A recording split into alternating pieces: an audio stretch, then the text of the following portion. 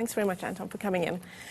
I mean, one tribute that I was reading online this morning, calling him South Africa's great press freedom champion. Not for nothing. No. 70 years in this industry, he built up quite a legend. So first of all, he was certainly one of the best, if not the best, editor of the Rand Daily Mail when it was the leading anti-apartheid voice in the 60s and 70s. He led the Rand Daily Mail's coverage of the 1976 uprising and the 1977 events around Steve Biko and his death. And it was certainly some of the best coverage of that era. And he took the paper to its height. Under him, it hit a circulation of 160,000. So he's a remarkably successful editor.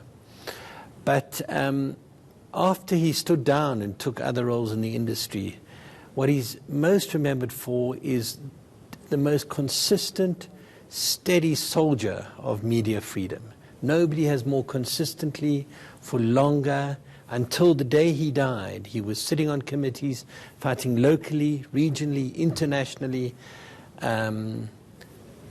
principled position in support of good journalism and defending journalists for 7 decades. You talk about 7 decades, and that's really from when he was in his 20s to when he was well into his 90s. That's incredible to think about it. It is. You know, I guess it's the old style of journalism where he started as what was then called a copy boy, running around carrying bits of paper, rose to become editor of what was the finest newspaper of that time, and then went on to become chairman of the company.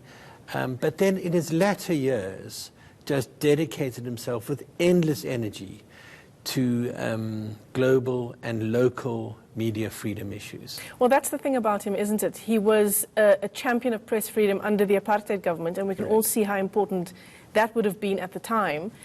But he did the very same thing under democratic South Africa. He was absolutely consistent, fighting for media freedom, whoever was in power, taking to the streets when anyone tried to pass a law or do anything that restricted the work of journalists.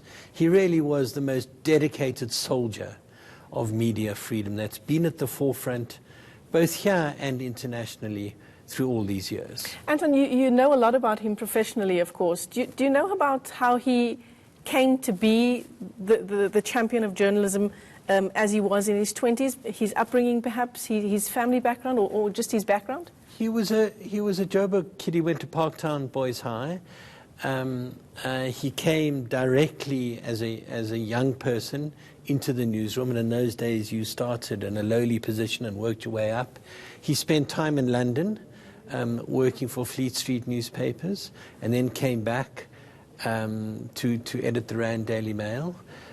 He was also a legendary news editor at the Rand Daily Mail, so very much a hands-on, experienced person who rose through the ranks and was the kind of journalist who could take on any kind of journalism and any kind of story. Yeah, and just the sort of, some are calling it the more romantic part of how he died, within 24 hours of his wife. There is some romance. Romantic, tragic. Tragic, yeah. They'd been married for many, many years, and she was always at his side.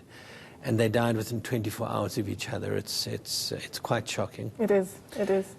But he led a very full, very rich, and very rewarding life. Just judging on the tributes that are just pouring in, yes, not only from our own journalism fraternity, but around the world, it's clear to see that. Well, let me say it's because he was always an absolute gentleman. I've never known anyone who, he was passionate about what he did, but I've never known him to be short or rude or unprincipled. A true gentleman. And how closely, if ever, did you work with him?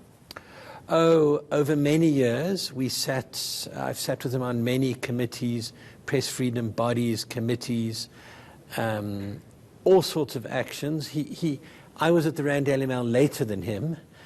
I'm pleased to say he makes me look like a beginner, what a veteran he was. But we worked for many years on support for media freedom and journalism issues. And he often came to Wits at least once a year to teach and talk to the class and spread some of his wisdom. I mean, it's not just in the journalism industry. In many industries, we are getting to that stage where we are bidding farewell to a great number of our stalwarts in different industries. How do you feel about people like Raymond Louw, the fact that there are younger people rising up through the ranks that are just as passionate, perhaps following his example, but just as passionate about the issues that he fought for as well?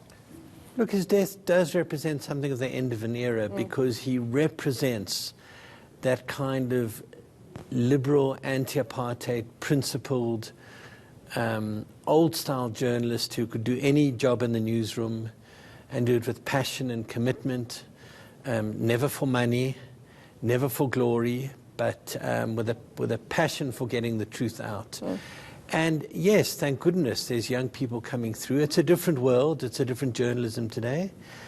But I think he still stands as a model for principled liberal journalism. Yeah, absolutely. Well, thanks very much for coming into studio. It's always great to have you back at ENCA. Thank you. Professor of Journalism Anton Harber joining us as we continue to commemorate the life of veteran journalist Raymond Louw.